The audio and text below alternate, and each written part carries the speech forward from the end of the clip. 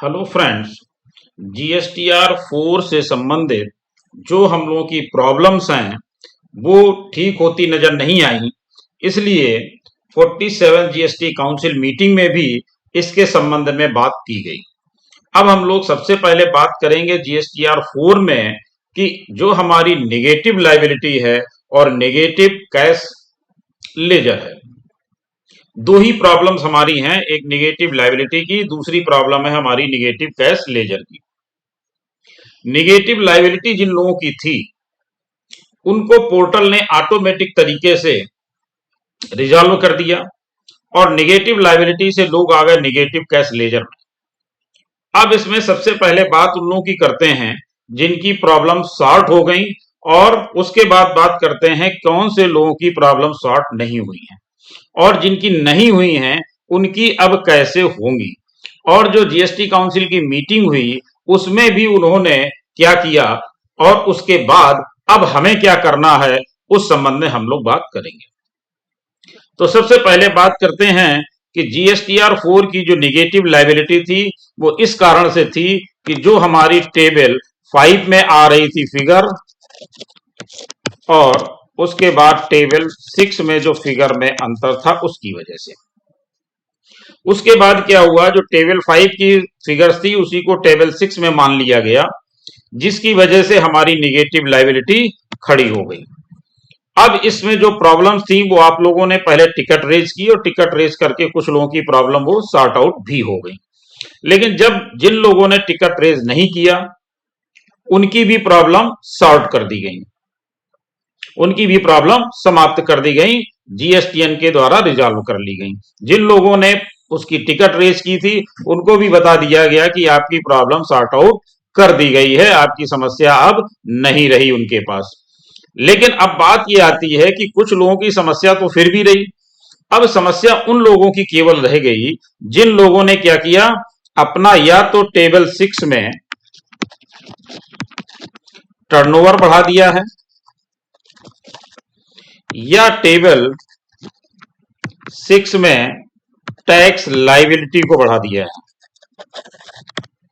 केवल ये दो प्रकार के जो लोग हैं इन्हीं की प्रॉब्लम रह गई है, क्योंकि उनके द्वारा जिनकी नेगेटिव लायबिलिटी थी, नेगेटिव लायबिलिटी के लोगों ने अगर टिकट रेज की थी तो ज्यादातर की प्रॉब्लम सॉर्ट हो गई। इसके बाद जिन लोगों ने टेबल 6 में टर्नओवर बढ़ाया था या टेबल 6 में टैक्स लायबिलिटी बढ़ाई थी उन लोगों के पास निगेटिव कैश लेजर खड़ा हो गया। अब जब निगेटिव कैश लेजर खड़ा हो गया यानी उनको अब टैक्स जमा करना है। जीएसटीएन ने अभी तक आपको क्या सुविधा बताई, एक सुविधा ये बताई कि इस नेगेटिव कैश लेजर में जो टैक्स आ रहा है उसको आप क्या करिए, डिपॉजिट कर दीजिए। ठीक है, उसके आधार पर बहुत सारे लोगों ने इसको डिपॉजिट भी कर दिया। जब डिपॉजिट कर दिया तो नेगेटिव कैश लेजर की समस्या समाप्त हो गई। लेकिन इसके साथ साथ जीएसटीएन ने यह भी बताया था कि नेगेटिव कैश लेजर का पैसा जमा करने के बाद आप इसका ले लीजिए रिफंड। क्या ले लीजिए, रिफंड। अब समस्या यह है कि जिन लोगों ने इस पैसे को जमा कर दिया और उसके बाद नेगेटिव कैश लेजर समाप्त हो गया, लेकिन कैश लेजर हमारा हो गया निल, उसमें कोई अमाउंट बचा ही नहीं। जब बचा नहीं तो हम रिफंड कैसे क्लेम करें। अब जिन लोगों ने उनकी जीएसटीएन की सलाह को माना और उसके बाद नेगेटिव कैश लेजर में जो पैसा आ रहा था उसको जमा कर दिया और जमा करने के बाद आज वो परेशान है रिफंड के लिए कि उनका रिफंड नहीं हो पा रहा है। अब दूसरे लोग वो हैं जिन्होंने इस नेगेटिव कैश लेजर को अभी भी समाप्त नहीं किया है। अब देखिए प्रॉब्लम क्या बची, उनको रिफंड लेना है, उनकी प्रॉब्लम बच गई। दूसरी प्रॉब्लम उनकी बच गई जिन्होंने नेगेटिव कैश लेजर को एज इट इज छोड़ा हुआ है और अपना जो जीएसटीआर 4 है वो 21-22 का अभी तक जमा नहीं किया, यानी फाइल नहीं किया। तो अभी तक वो अगर फाइल नहीं कर रहे हैं तो उनकी समस्या ये हो रही है कि उनके ऊपर लेट फीस इंपोज होनी शुरू हो गई। अब देखिए है क्या, लेट फीस के लिए भी आपने देखा 47 जीएसटी काउंसिल मीटिंग में ये कहा गया कि लेट फीस आपसे चार्ज नहीं की जाएगी। कब तक? 4 वीक्स यानी 4 हफ्ते तक।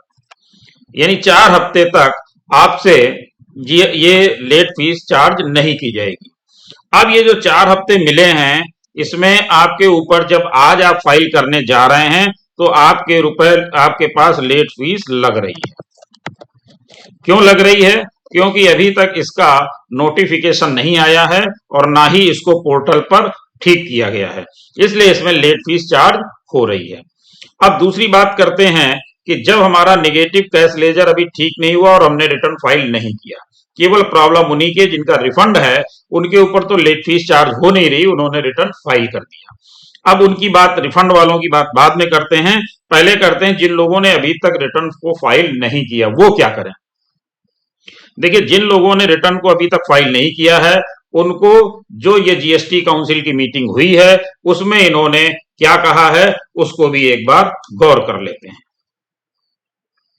देखिए, जीएसटी काउंसिल की जो मीटिंग हुई है उसमें इन्होंने कहा क्या, GSTN has also been asked to expeditiously resolve the issue of negative balance in electronic cash ledger being faced by some of the composition taxpayer। अब ये कह रहे हैं कि कुछ ऐसे टैक्स पेयर कंपोजिशन के रह गए हैं जिनकी प्रॉब्लम अभी तक सॉल्व नहीं हुई है और उनका इलेक्ट्रॉनिक कैश लेजर की समस्या से वो पीड़ित हैं। अब देखिए, उसी के लिए आपको ये 4 हफ्ते का समय दिया गया है और इसी के आगे आपको ये भी बताते चले साथ साथ कि CMP 08 की भी डेट जो 18 जुलाई थी उसको 31 जुलाई 2022 तक बढ़ा दिया गया है। खैर, अब जो 28 जुलाई 2022 तक आपको समय मिला यानी 4 वीक का, तो इस 4 हफ्ते के बीच में ये इस प्रॉब्लम को रिजॉल्व करेंगे। कौन कौन सी प्रॉब्लम रिजॉल्व करनी है इनको प्रॉब्लम रिजॉल्व ये करनी है कि जिन लोगों ने अभी तक निगेटिव कैश लेजर की वजह से नहीं जमा किया है उनकी प्रॉब्लम सॉल्व करें, और दूसरा, जिन लोगों ने पैसा जमा कर दिया है उन लोगों का रिफंड करें। तो मेरा सबमिशन ये है, मेरी सलाह आपके लिए ये है कि आप फिर से एक बार टिकट जरूर से जरूर रेज करें। पहले हो सकता है आपने टिकट रेज की हो और उसको उन्होंने मना कर दिया हो या कह दिया हो कि आपकी प्रॉब्लम रिजॉल्व हो गई है, लेकिन अब आप ऐसा जरूर करें कि टिकट दोबारा रेज करें, उसमें अपने पूरे फैक्ट बताएं कि टेबल 5 और टेबल 6 के बीच के डिफरेंसेस ये थे, जो GSTR 4 हमने फाइल किया है प्लस CMP 08 के आधार पर भी हमारा ये मैच करता है। और ये जो हमने GSTR 4 में या तो हमने टर्नओवर बढ़ा लिया है उसको स्पष्ट रूप से बताएं, या आपने टैक्स लायबिलिटी बढ़ा ली है तो उसको स्पष्ट रूप से बताएं, जिससे उनको ये समझ में आ सके कि ये आपको पे नहीं करना था, ये केवल क्लरिकल मिस्टेक हुई है टेबल 5 और आपकी टेबल 6 की वजह से। आपको टेबल 6 में हमें ये इन्फॉर्म करना चाहिए था जो आपने नहीं किया। अब उसके बाद जो भी आपने एडवाइजरी जारी की वो भी समय से करनी थी, जो आपने नहीं की।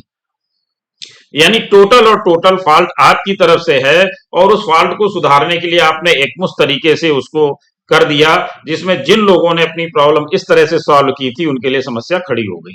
तो मेरा सबमिशन यह है कि आप जरूर से जरूर टिकट रेज करें, वहां पूरे फैक्ट्स अपने बताएं जैसा कि मैंने पहले बताया, और उसकी एक कॉपी अपने ज्यूरिडिक्शनल ऑफिसर के पास भी सबमिट करें, जिससे कि भविष्य में आपको वो काम आए कि आप पहले से ये बताते रहे हैं कि ये चीज जो टैक्स टर्नओवर हमने बढ़ाया है वो हमने इस वजह से बढ़ाया है, हमारा एक्चुअल टर्नओवर ये नहीं है, या टैक्स लायबिलिटी जो हमने बढ़ाई है वो हमारी एक्चुअल टैक्स लायबिलिटी नहीं है, ये हमने बढ़ाई हुई टैक्स लायबिलिटी है।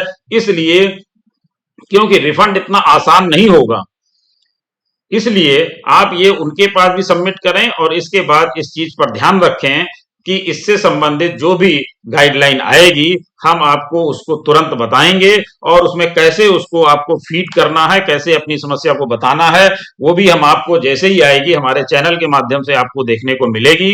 इसलिए अगर आपने चैनल अभी तक सब्सक्राइब नहीं करा है तो जरूर से जरूर कर लीजिए और उसका बेल आइकन प्रेस करिए, जिससे नोटिफिकेशन आपके पास आ जाए और आपको ये पता लग जाए कि इससे संबंधित वीडियो अपलोड हो चुका है। तो इन चीजों का आप ध्यान रखें और अपनी प्रिपरेशन पूरी रखें। उसकी एक पीडीएफ फाइल बना करके रखें, एक अपना प्रिंट आउट निकाल करके रखें, वहां पर सबमिट भी कर दें और इसके बाद जब इससे संबंधित कोई भी गाइडलाइन आती है तो आपको सूचित किया जाएगा, तो आप तुरंत उसका लाभ उठा सकें। धन्यवाद।